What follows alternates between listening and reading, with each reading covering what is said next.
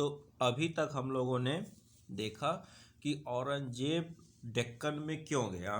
तो औरंगजेब का डेक्कन में जाने का वही था, अपने पहला तो एक्सपेंशन था, और एक्सपेंशन के साथ साथ क्या था, जो उसकी रिलीजियस पॉलिसी थी वो पॉलिसी ये कह रही थी कि गोलकोंडा और बीजापुर के जो सिया सुल्तान है उनको हटाना है, और जो मराठा पावर डेवलप हो चुकी है, और वो इस तरह डेवलप हो चुकी थी कि शिवाजी के आने के बाद मराठों ने लगभग लगभग 22 अलग अलग किलों पर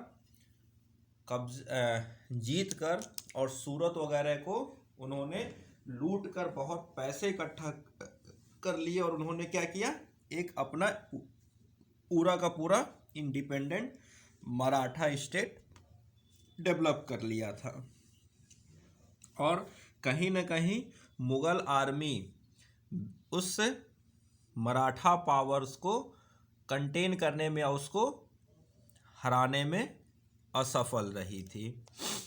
और उसका सबसे बड़ा रीज़न क्या था कि गोलकोंडा के सुल्तान और बीजापुर के सुल्तान क्या कर रहे थे, मराठों की मदद कर रहे थे, क्योंकि उनको कहीं न कहीं ये लग रहा था कि जब एक सुन्नी सेक्ट वाला औरंगजेब हम सिया सेक्ट वालों के खिलाफ है, तो क्यों ना उसकी मदद की जाए जो औरंगजेब से पंगा ले सके, और वो थे मराठा। तो इन लोगों ने मराठों की भी मदद की। तो हमने अभी तक देखा कि डेक्कन में औरंगजेब के जाने का रीज़न। अब देखते हैं कि औरंगजेब जब गया डेक्कन में तो क्या क्या घटनाएं घटी। अभी तक हमने देखा औरंगजेब का डेक्कन में जाना, अब देखेंगे औरंगजेब के जाते ही क्या क्या घटनाएं घटी। तो लिखिए, औरंगजेब एंड मराठास। तो डेक्कन में मेन जो है वो औरंगजेब और मराठों की ही कहानी है, ठीक है। लेकिन यहाँ मैं आपको थोड़ा शॉर्ट में कहानी बताऊंगा, क्योंकि यहाँ हमारा जो मेन फोकस होगा वो मराठे नहीं होंगे, यहाँ हमारा मेन फोकस होगा औरंगजेब। मेन फोकस क्या होगा, औरंगजेब और मुग़ल सल्तनत होगी, ठीक है। मराठों की असली कहानी या शिवाजी की असली कहानी जो हम लोग पढ़ेंगे वो पढ़ेंगे the rise of Maratha power, कि मराठों का जब उदय हुआ, मराठों का कैसे उदय हुआ, और उस उदय में कैसे फिर शिवाजी आए, शिवाजी कैसे राजा बने, मराठों के सरदार बने, और उसके बाद फिर कब पेशवा का शुरुआत हुआ, और उसमें फिर हम लोग देखेंगे बाजीराव को और बाकी पेशवा को। और वो कहानी कब तक चलेगी, मराठों और अंग्रेज़ों की लड़ाई तक चलेगी। मराठों की अंग्रेज़ों के साथ भी वॉर हुआ था। तो ये जो मराठा पावर अभी आप डेवलप देखोगे शिवाजी के टाइम पर, या दिल्ली में कौन है, मुग़ल सल्तनत है, और उसको पावरफुल कौन बनाता है, मराठा साम्राज्य को शिवाजी बनाते हैं। तो अब ये दोनों पावर पैरेलल चलेगी, और फिर अंग्रेज जाकर क्या होंगे, इन दोनों के कॉमन एनिमी बनेंगे, ब्रिटिशर्स। तो वहाँ पर हम लोग पूरी कहानी को डिटेल से समझेंगे। यहाँ पर हम सिर्फ और सिर्फ ये समझेंगे कि औरंगजेब और मराठों के बीच में हमारा जो मेन फोकस होगा वो औरंगजेब के ऊपर होगा, ठीक है ना। औरंगजेब ने कैसे क्या किया, ठीक है ना। तो यहाँ अगर आपको शिवाजी की कहानी नहीं भी बताई जाएगी तो आपको परेशान नहीं होना है। शिवाजी की कहानी आपको बताई जाएगी कहाँ, पूरी कहानी डिटेल में, कि उन्होंने कैसे साम्राज्य बनाया, कब उनका कोरोनेशन हुआ, उन्होंने कैसे अष्टप्रधान यानी कि 8 मंत्रियों का एक पूरा ग्रुप बनाकर पूरे एडमिनिस्ट्रेशन को संभाला, जिसको अष्टप्रधान मंत्रिमंडल कहा जाता है, वो पूरी कहानी। और उसके बाद फिर कहाँ से पेशवा आ गए, विश्वनाथ पेशवा, बाजीराव पेशवा, बाजीराव सेकंड, ये सारे पेशवा कहाँ से आ गए। फिर एक युद्ध हुआ अब्दुल शाह अब्दाली के साथ मराठों का, जो मराठों का एक तरह से पूरी तरह से पावर को ख़त्म कर देता है। तो वो सारी कहानी हम लोग अलग से पढ़ेंगे मराठास में। हाँ, लेकिन जब उसको पढ़ेंगे तो इसके साथ क्या करेंगे, कंपेयर, यानी कि इसके साथ हम लोग उसको मैच कराते हुए चलेंगे। ठीक है ना। यहाँ हमारा मेन फोकस रहेंगे मराठा नहीं, यहाँ हमारा मेन फोकस रहेगा क्या, औरंगजेब, यानी कि मुगल सल्तनत। ठीक है ना। तो मराठे कैसे डेवलप हुए, क्या हुए, वो कहानी हम लोग अभी छोड़ देते हैं। अभी हम लोग ये देखते हैं कि अभी हम लोग ये मान के चलते हैं मराठे डेवलप हो गए हैं और मराठों के राजा क्या हो गए हैं, शिवाजी आ चुके हैं। ठीक है ना। लेकिन उससे मतलब यूँ समझिए कि मराठे डेवलप हो रहे हैं। अभी ये समझिए कि मराठे डेवलप हो रहे हैं और शिवाजी का उदय हो रहा है, या यूँ कहे कि वो मराठों के लीडर बन चुके हैं। तो जब शिवाजी वहाँ पर एक मराठा साम्राज्य डेवलप कर देते हैं और मुग़ल आर्मी उनको कंटेन करने की, उनको क्या कहते हैं, हराने में फेल हो जाती है, तो औरंगजेब क्या करता है, अपने एक बहुत ही वफादार व्यक्ति शाइस्ता खां को भेजता है शिवाजी के अगेंस्ट। किसको भेजता है, शाइस्ता खां को। तो हम कहानी यहाँ से समझते हैं। अभी हम ये थोड़ा सा स्किप कर रहे हैं कि मराठे कैसे डेवलप हुए और मराठों की पावर कहाँ तक पहुँची थी, उन्होंने कैसे शिवाजी मराठों के सुल्तान बने, वो हम लोग पढ़ेंगे द राइज ऑफ मराठाज में। ठीक, यहाँ हम ये कहानी देख रहे हैं कि मराठा पावर डेवलप हो चुकी है और उस मराठा पावर के डेवलपमेंट को रोकने के लिए या उनको हराने के लिए औरंगजेब किसको भेजता है, अपने एक कमांडर शाइस्ता खां को भेजता है मराठा, यानी कि डेक्कन में। ठीक है, वो कहानी हम लोग यहाँ से समझते हैं। तो लिखिएगा, औरंगजेब सेंट औरंगजेब सेंड शाइस्ता खां, ये कमांडर है किसका, औरंगजेब का। तो Aurangzeb send Shaista Khan against Shivaji in 1663। यानी अभी शिवाजी क्या है, डेवलप हो चुके हैं, शिवाजी इनके लीडर मराठों के बन चुके हैं। तो शिवाजी को रोकने के लिए औरंगजेब शाइस्ता खां को भेजता है, क्योंकि यहाँ हमारा मेन पॉइंट औरंगजेब है, मराठे नहीं है। मराठा कैसे डेवलप हुए वो हम लोग राइज ऑफ मराठा में देखेंगे। यहाँ पर हम लोग पढ़ेंगे कि औरंगजेब मराठों को रोकने के लिए क्या करता है। तो Aurangzeb sent Shaista Khan against the Shivaji in 1663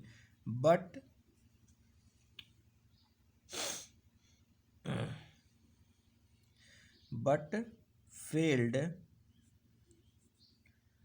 to subdue him, यानी कि शाइस्ता खां फेल हो जाता है। ठीक है,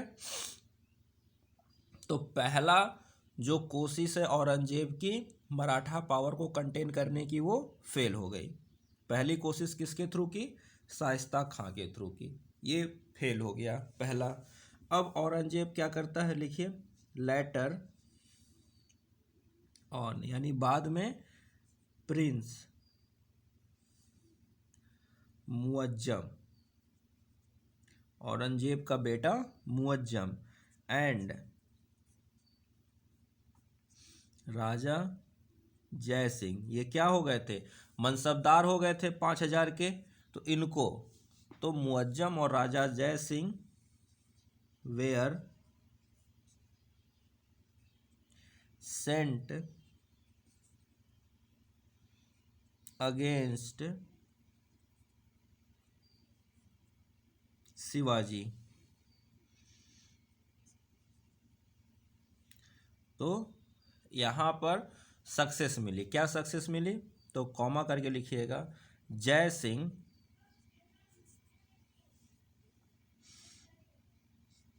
forced Shivaji to sign the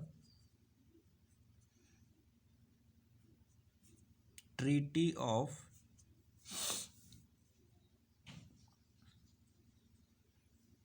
Purandar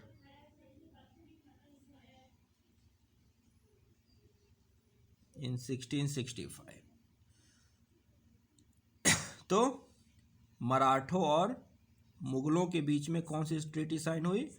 treaty of Purandar. ठीक है, 1665 में।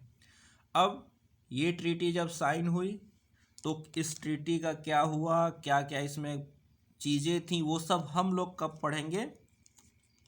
जब मराठों को अलग से पढ़ेंगे। यहाँ पर हम लोग सिंपल सा एक एक सीक्वेंस बस देखते चले जाएंगे। ठीक है ना? तो 1665 में ट्रीटी ऑफ पुरंदर साइन हुई। शिवाजी को क्या कहते हैं, दिल्ली बुलाया गया।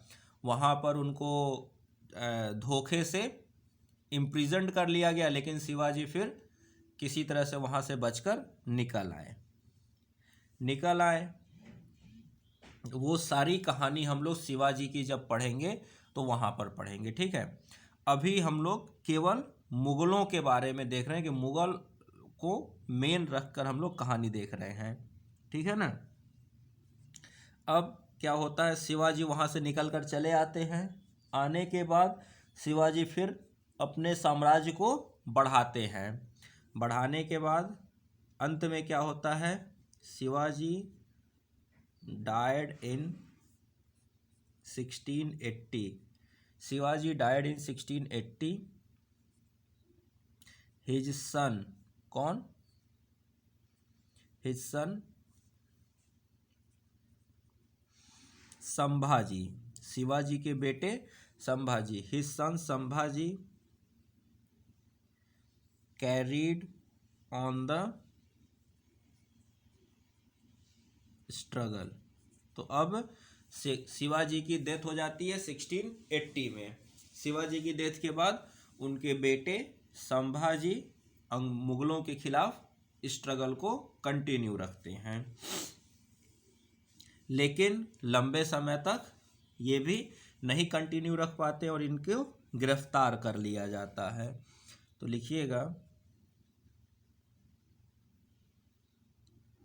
Sambhaji later was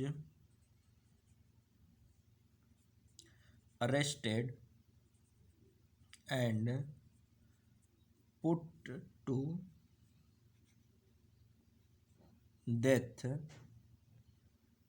His son Sahuji, his son Sahu was put in prison। Sambhaji की हत्या कर दी जाती है और इनके बेटे साहू जी को बंदी बना लिया जाता है। Where he remained till 1708। क्यों? क्योंकि 1707 में क्या होता है, औरंगजेब की डेथ हो जाती है। तो 1708 में जब औरंगजेब के बाद बहादुर शाह फर्स्ट गद्दी पर बैठता है तो वो क्या करता है, साहू जी को रिलीज कर देता है। क्या करता है, साहू जी को रिलीज कर देता है, उनको आज़ाद करता है, क्योंकि अब इतनी पावर थी नहीं मुगलों के अंदर। नेक्स्ट लिखिएगा, तो जब साहू जी जेल में रहते हैं उस वक्त क्या होता है, तो लिखिएगा, the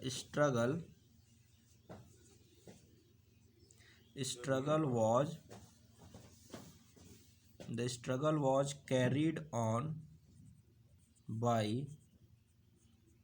Raja Ram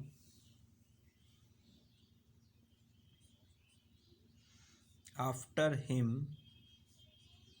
by his widow Tarabai, after him by his widow Tarabai। तो कुल मिला जो कर कहानी ये है कि अब ये राजा राम कहाँ से आए, ताराबाई कहाँ से आए, ये सब हम लोग देखेंगे कहाँ पर, मराठों में। जब मराठों को डिटेल से पढ़ेंगे तो वहाँ पर इनको फिर से हम लोग एक बार रिकॉल कर लेंगे, या यूँ कहे कि मराठों जब डिटेल से पढ़ेंगे तो ये पूरी कहानी को हमें दोबारा पढ़ना होगा। अभी हमें सिर्फ इतना समझना है छोटे सी कहानी में कि मराठा पावर डेवलप की, शिवाजी उसके हेड बने, शिवाजी को रोकने के लिए शाइस्ता खां को भेजा गया, शाइस्ता खां फेल हो गया शिवाजी को रोकने में। उसके बाद राजा जयसिंह को भेजा गया। राजा जयसिंह राजपूत शासक थे उनके सामने शिवाजी को क्या करना पड़ा, थोड़ा उनकी मतलब इधर से हार हुई। तो जब हार हुई तो शिवाजी को ट्रीटी ऑफ पुरंदर साइन करना पड़ा। और ट्रीटी ऑफ पुरंदर में एक पॉइंट ये था कि आपको दिल्ली दरबार आना होगा औरंगजेब से मिलने। जब औरंगजेब से मिलने शिवाजी आते तो औरंगजेब उनको बंदी बना लेता है, लेकिन फिर किसी तरह से शिवाजी वहाँ से छूटकर निकल जाते हैं। फिर वो लड़ाई को कंटिन्यू करते हैं। 1780 में उनकी डेथ हो जाती है। उसके बाद उनके बेटे संभाजी, शिवाजी के बेटे संभाजी स्ट्रगल को कंटिन्यू करते हैं, लेकिन संभाजी की पावर थोड़ी कम होती है। तो संभाजी को मुगल सेना अरेस्ट कर लेती है और उनको डेथ पेनाल्टी देती है, और उनके बेटे साहू जी को बंदी बना लिया जाता है। तो जब संभाजी अरेस्ट हो जाते हैं और साहू जी का बंदी बना लिया जाता है तो एक दूसरे जो हिस्सा होता है मराठा साम्राज्य का, वो होता है राजा राम के कंट्रोल में। तो राजा राम कंटिन्यू करते हैं और उनकी आगे चल के उनकी विडो ताराबाई। अब यहाँ से मराठों में दो हिस्से हो जाते हैं, दो मतलब एक तरह समझिए ब्रांचिंग हो जाती है। तो वो ब्रांचिंग वगैरह सब कुछ हम लोग ये साहू जी महाराज वाली और राजा राम वाली महाराज वाली जो ब्रांचिंग है वो हम लोग वहाँ पर मराठों में देखेंगे क्लियरली। और यही ब्रांचिंग तरह से देखा जाए तो मराठा पावर को कमज़ोर भी करती है आगे चल के, और पेशवाओं का फिर उदय होता है। अभी पेशवा वगैरह कहानी हम लोग यहाँ बिल्कुल नहीं डिस्कस करेंगे, क्योंकि यहाँ हमारा मेन टारगेट कौन है, मुगल हैं। ठीक है, तो मुगलों के साथ ये इतनी कहानी है मराठों की। ठीक है, नेक्स्ट पॉइंट लिखिए, to contain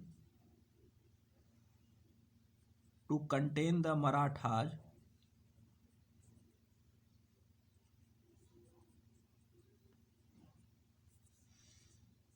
Aurangzeb invaded Bijapur, क्योंकि मराठों को बीजापुर से मदद मिल रही थी, मराठों को बीजापुर से मदद मिल रही थी। तो वो क्या करता है, मराठों को कंटेन करने के लिए, मराठों की पावर को कम करने के लिए औरंगजेब बीजापुर पर अटैक करता है under Sikandar Adil Shah and annexed it in 1868। और फिर क्या होती है, एंड टू द आदिल शाही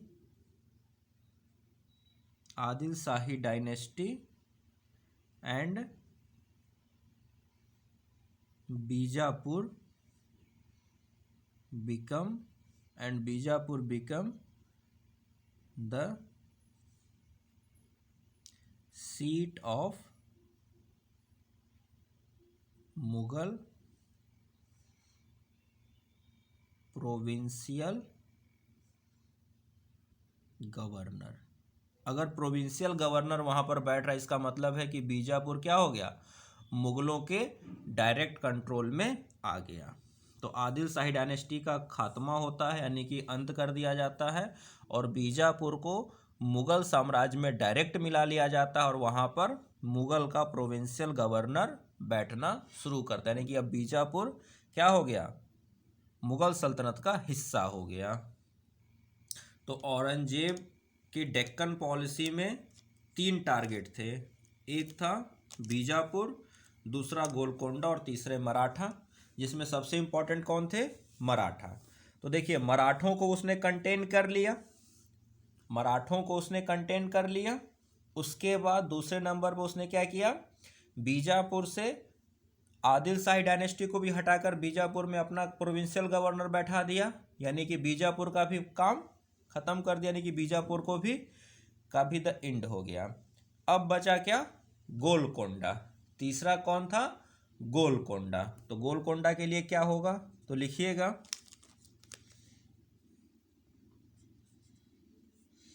दी औरंगजेब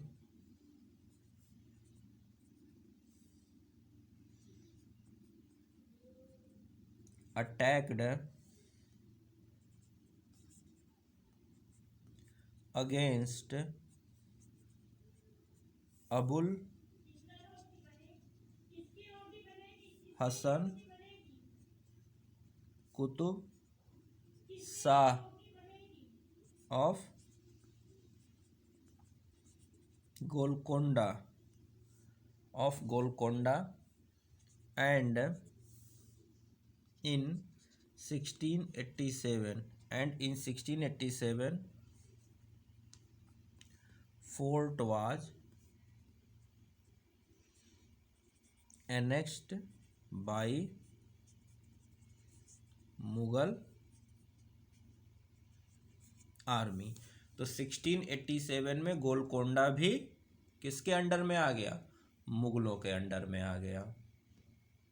ठीक है, तो कुल मिला जुलाकर अब कहानी क्या हो गई कि क्या हुई कि एक तरह से देखा जाए तो मराठों को भी थोड़ा बहुत कंटेन कर लिया, हाँ, लेकिन मराठे पूरी तरह से ख़त्म नहीं हुए थे, लेकिन बीजापुर और गोलकोंडा अब मराठों के मुगल के डायरेक्ट अंडर में है। अभी तक बीजापुर और गोलकोंडा इनके डायरेक्ट अंडर में नहीं आया था, औरंगजेब ही वो शासक था जिसने गोलकोंडा और बीजापुर को डायरेक्ट कंट्रोल में लिया मुगल साम्राज्य के। लेकिन कहानी यहीं ख़त्म नहीं होती है, यहाँ कहानी क्या होती है कि इन 1689, थोड़ा सा एक लाइन छोड़कर लिखिएगा, in 1689 Sambhaji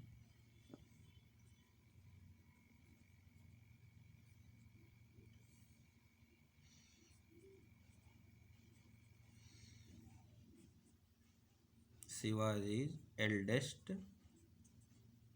son was taken captive. ये तो हमने देखा ही था, फिर भी मतलब एक सीरीज में अगर लिखना हो तो 86, 87 और 89, ठीक है, एक सीरीज की घटनाएं आपको लिखवा रहा हूँ। इससे क्या होगा कि आपको सीरीज याद होगा कि कौन पहले कब क्या हुआ, वो घटनाएं आपको क्रॉनिकल ऑर्डर में लगाने को आएंगी, तो यहाँ आप उसको लगा दीजिएगा। तो एक्सिक्यूटेड एंड हिज, इसीलिए एक लाइन गैप करवा के लिखवा रहा हूँ, his son Sahu was captured but after some time made him mansab of 7,000। बाद में इनको मनसब बना दिया। तो कुल मिला जुलाकर कहानी ये हुई कि Aurangzeb Deccan policy half success and half failed as he failed to crush the Maratha resistance completely। Maratha resistance को वो ख़त्म करने में पूरी तरह से सक्सेस नहीं हो पाया। बीजापुर गोलकोंडा को तो जीत लिया, लेकिन मराठा पावर को पूरी तरह से ख़त्म करने में वो सक्सेस नहीं हुआ। इस तरह से औरंगजेब की डेक्कन पॉलिसी एक हद तक तो सही थी, एक हद तक तो सक्सेस हुई, लेकिन उसका जब दूसरा हिस्सा देखेंगे तो वो क्या हुई, वो पूरी तरह से औरंगजेब के लिए और मुग़ल सल्तनत के लिए डिजास्ट्रस साबित होती है। तो यहाँ ये थी औरंगजेब की डेक्कन पॉलिसी। अब औरंगजेब की डेक्कन पॉलिसी का रिजल्टेंट क्या निकला, औरंगजेब को डेक्कन पॉलिसी से क्या हासिल हुआ, क्या कॉन्सिक्वेंसेज हुए। जैसे राजपूत पॉलिसी से कहा जाए या उसकी रिलीजियस पॉलिसी जो नॉर्थ इंडिया में चल रही थी, औरंगजेब की रिलीजियस पॉलिसी जो नॉर्थ इंडिया में थी, तो उसका क्या नतीजा हुआ, इसका नतीजा हुआ कि जो भी छोटे मोटे दल थे वो क्या थे, वो औरंगजेब यानी कि मुग़ल सल्तनत के खिलाफ हो गए। यहाँ तक कि देखा जाए तो जो राजपूत इनके बेस्ट लॉयल थे वो इनके खिलाफ खड़े हो गए। तो जब ये डेक्कन में जाकर ये सब कर रहा होगा तो क्या डेक्कन वाले भी खुश होंगे, नहीं होंगे। तो वहाँ भी क्या होगा, कुछ ना कुछ कॉन्सिक्वेंसेस निकलेंगे, और वो कॉन्सिक्वेंसेस पॉजिटिव नहीं होंगे, वो निगेटिव ही होंगे। और औरंगजेब और यूं कहिए कि मुग़ल सल्तनत के लिए निगेटिव कॉन्सिक्वेंसेस क्या होते हैं, मुग़ल सल्तनत के पतन का कारण बनेंगे। तो यहाँ हम लोगों ने औरंगजेब की डेक्कन पॉलिसी को देखा, और एक तरह से देखा जाए तो औरंगजेब की डेक्कन पॉलिसी के जो कॉन्सिक्वेंसेज होंगे वो निगेटिव ही होंगे, जैसे इसके नॉर्थ की पॉलिसी में थे। तो अब इसके आगे कहानी कॉन्सिक्वेंसेज इसकी डेक्कन पॉलिसी की वो हम लोग नेक्स्ट क्लास में डिस्कस करेंगे। और जहाँ तक रही बात कि अगर थोड़ा भी आपको डाउट है कि बीच में ये संभाजी कहाँ से आ गए, डायरेक्ट मैंने शिवाजी को लाया और शिवाजी की डेथ कराकर फिर संभाजी को, फिर साहू जी, ताराबाई, तो ये सारी कहानियाँ, इन सभी लोगों के बारे में हम लोग डिटेल से जानेंगे द राइज ऑफ मराठाज में। और वहाँ फिर इसको हम लोग क्या करेंगे, लॉजिकली बैक आकर थोड़ा सा कनेक्ट कर लेंगे, ठीक है ना। यहाँ मैंने आपको सिर्फ और सिर्फ मेन हमारा कंसंट्रेशन औरंगजेब था, तो औरंगजेब के बारे में बताना ज़्यादा ज़रूरी था, ठीक है ना। तो हमने यहाँ औरंगजेब को डिस्कस किया, मराठोज को हम लोग अलग से डिस्कस करेंगे। वो हम लोग देखेंगे मराठा पावर कैसे बढ़ी, कैसे उन्होंने 22 किलो पर शिवाजी ने फतह हासिल कर ली, जीता, फिर कैसे शाइस्ता खां को हराया, कैसे जय सिंह के साथ जब ट्रीटी ऑफ पुरंदर हुई, पुरंदर में क्या क्या शर्तें रखी गई, वो सारी कहानी हम लोग राइज ऑफ मराठाज में देखेंगे। और फिर बैक आकर थोड़ा सा उसको हम लोग क्या करेंगे, उसके साथ मैच कर लेंगे। तब तक के लिए आप बस इतना समझिए कि कैसे यहाँ जो लिखाया गया है इस पॉइंट को आप जानिए औरंगजेब के साथ, ठीक है। इसके आगे कहानी हम लोग देखेंगे नेक्स्ट क्लास में। तब तक के लिए थैंक यू वेरी मच, और इसी तरह से वीडियोस को देखते रहिए, बार बार देखिए। अगर कोई डाउट होता है तो फिर मैंने जब उसको बताया है कि यहाँ पर आपको उसका जवाब मिलेगा, तो उस वीडियोस को जाकर देखिए, उस वीडियो में आपको उसका लिंक मिलेगा कि कैसे वहाँ से वो कनेक्शन बन रहा है। तो हर पॉइंट का कहीं ना कहीं से कनेक्शन बनेगा, ठीक है ना। और हर एक पॉइंट आपको डिस्कस करके साफ साफ समझाया गया है, बताया गया है। तब तक के लिए thank you very much, and please like the videos, subscribe the channel. Thank you very much. इसके नेक्स्ट क्लास में हम लोग अब देखेंगे consequences of Aurangzeb's Deccan policy. तब तक के लिए thank you, and once again please subscribe the channel. Thank you very much.